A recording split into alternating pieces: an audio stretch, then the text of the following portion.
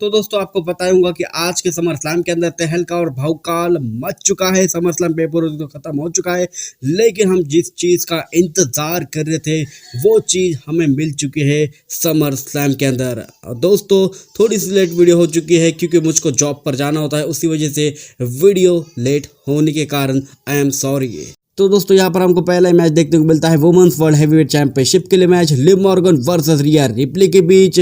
और इस मैच के अंदर डोमिनिक मिस्टेडो भी रिया रिप्ली के साथ थे, लेकिन धोखेबाज डोमिनिक मिस्टेडो ने रिया रिप्ली को दे दिया धोखा। लास्ट मोमेंट पर यहाँ पर डोमिनिक मिस्टेडो चेयर अंदर फेंक देते हैं, देन उसके बाद चेयर का एडवांटेज उठा देती है लिव मॉर्गन, उसी के ऊपर अपना फिनिशर वो लगा देती है। और यहाँ पर डोमिनिक मिस्टेडो रेफरी को डिस्ट्रैक्ट करने में लग जाते हैं 1 2 3।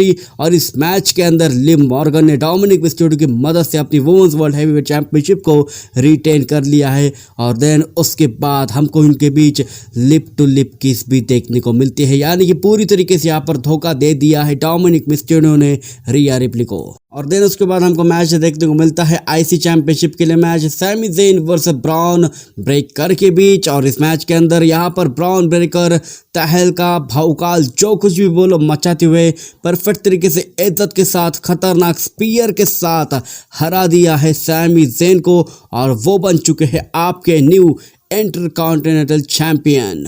और ठीक उसके बाद हमको यूएस चैंपियनशिप के लिए मैच देखने को मिलता है LA Knight versus Logan Paul के बीच। और इस मैच के भी आपको पता है कि रिजल्ट क्या होने वाला था दोस्तों, वही जो ब्रॉन ब्रेकर ने किया सैमी ज़ेन के साथ वही किया है एलन नाइट ने लोगन पॉल के साथ। इस मैच के अंदर भी लोगन पॉल ने अपना बीएफटी फिनिशर लगाया 1 2 3 और भौकालिक तरीके से डब्ल्यूडब्ल्यूई के अंदर अपनी पहली बेल्ट जीत ली है, वो भी यूनाइटेड स्टेट चैंपियनशिप के रूप में।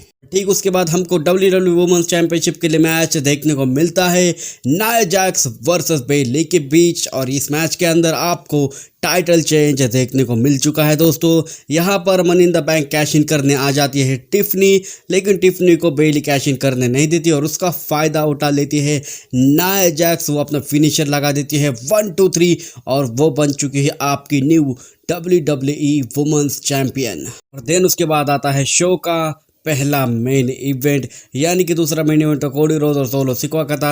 ये मैच था वर्ल्ड हैवीवेट चैंपियनशिप के लिए। डेमन वीथ अपनी वर्ल्ड हैवीवेट चैंपियनशिप को डिफेंड कर रहे थे अगेंस्ट रिंग जनरल गुंथर। और इस मैच के अंदर इन दोनों भी खिलाड़ियों ने एक दूसरे के साथ खेल लिया, एक दूसरे को बर्बाद कर दिया, एक दूसरे को हिला के रख दिया।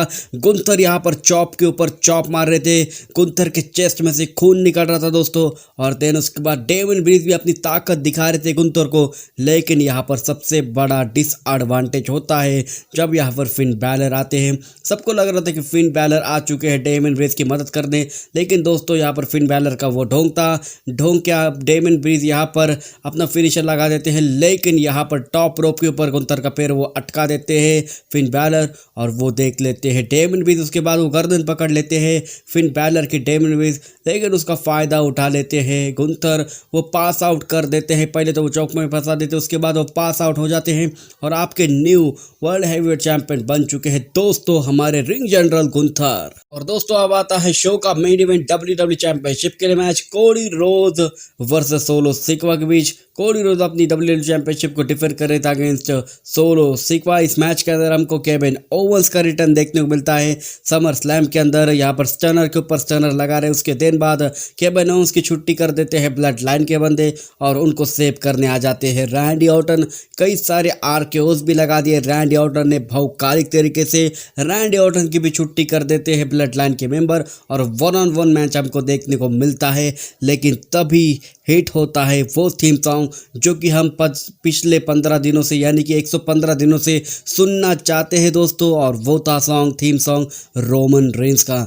शाही तरीके से ओरिजिनल ट्रैवल चीफ आ जाते हैं, वहाँ पर वो ओरिजिनल ट्रैवल चीफ की मर्चेंडाइज भी पहन के आ चुके थे और यहाँ पर भौकालिक तरीके से रिंग में आने के बाद सुपरमैन पंच लगा देते हैं सोलो सिक्वा को।